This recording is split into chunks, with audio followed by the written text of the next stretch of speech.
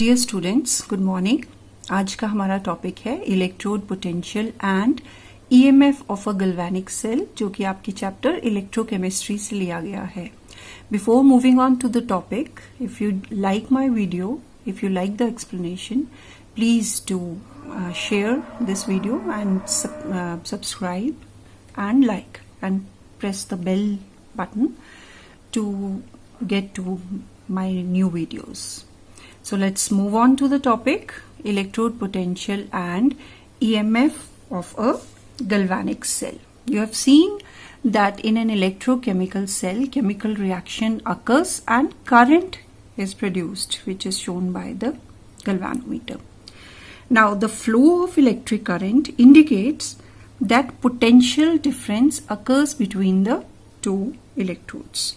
To understand the potential difference, let us consider a redox reaction occurring at these electrodes. That is, either the electrode is giving electrons or it is gaining electrons.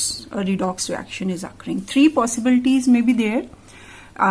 Let us say this is a copper electrode immersed in a solution of its own ions. Three possibilities are there. First possibility, that ions from the solution come and collide with the electrode, but no change occurs. So first condition, metal ions collide with the electrode but do not undergo any change. The second case is that metal atoms on the electrode will lose electrons and come into the solution as copper ions.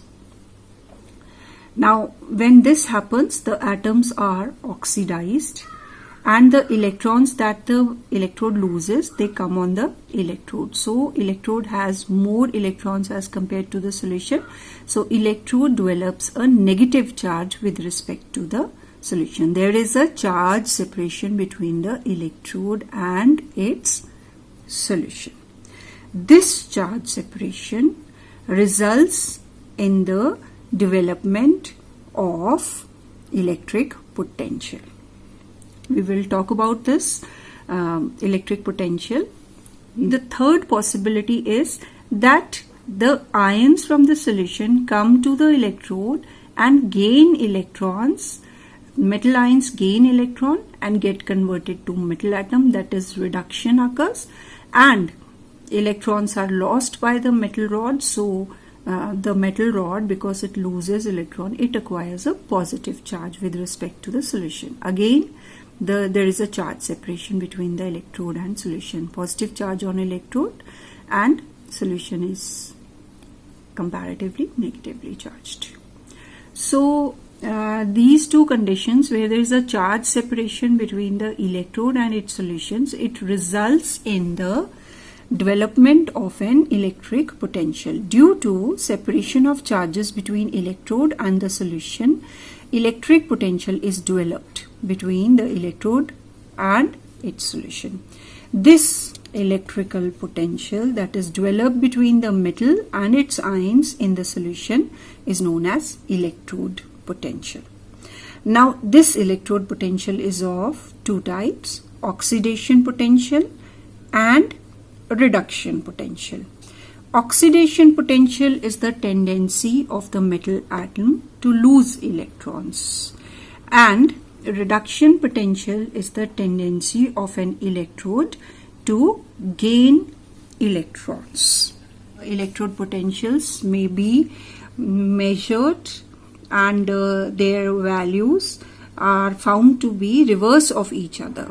The reduction potential of an electrode will be reverse of the oxidation potential of that electrode. For example, if a zinc electrode has a reduction potential value of minus 0.76 volts, its oxidation potential value will be plus 0.76 volts. And also, by convention, the half cell reactions are always written as reduction reactions, and their potentials are represented as reduction potentials.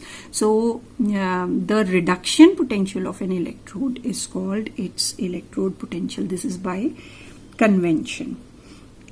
And you also know that a cell is written in such a manner that the anode is towards the left side and cathode is towards the right side. So next is how electrode potential value varies. So the electrode potential value depends upon the nature of metal and its ions. For example, electrode potential of zinc is minus 0.76 volts, whereas that of copper is plus 0.34 volts. So it depends upon the nature of metal and its ions. Then it also, the electrode potential value depends upon the concentration of ions in the solution, depends upon the temperature. So the three conditions are nature of metal and its ions, the concentration of the ions in solution, and temperature, which will determine the electrode potential. If you know the electrode potentials of the two electrodes that take part in a cell, you can also know the EMF or cell potential of the cell.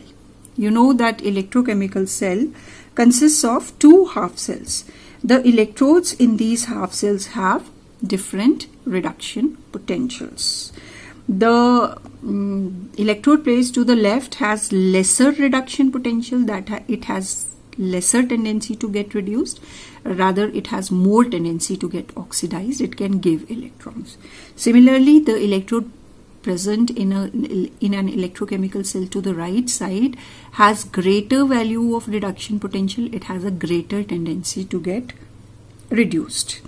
So as a result of this potential difference, that is the two having different potentials, there is a flow of electrons from the electrode with lower reduction potential to that of a higher reduction potential. So this difference between the electrode potentials of two electrodes constituting an electrochemical cell is known as electromotive force or cell potential of a cell. So the cell potential, E cell or EMF of cell, can be calculated by subtracting the reduction potential of anode from the reduction potential of cathode.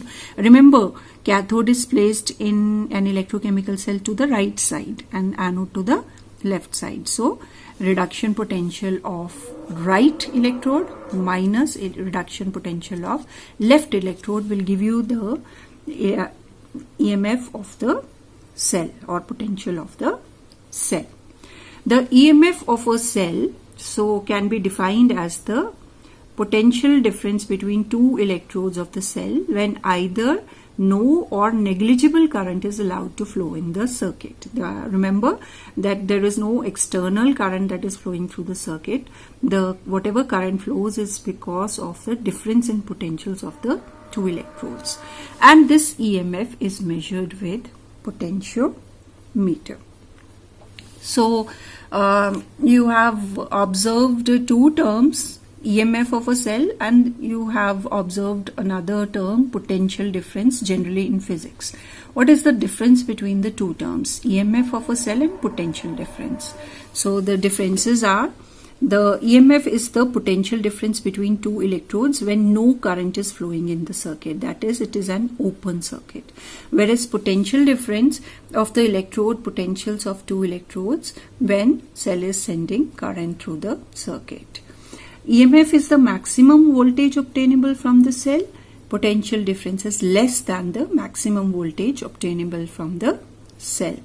The work calculated from EMF is the maximum work obtainable from the cell, whereas the work calculated from potential difference is less than the maximum work obtainable from the cell. EMF is responsible for flow of steady current in the cell. Potential difference is not responsible for the flow of steady current in the cell. And one difference that we have covered earlier is EMF is measured by potentiometer, whereas potential difference is measured by voltmeter.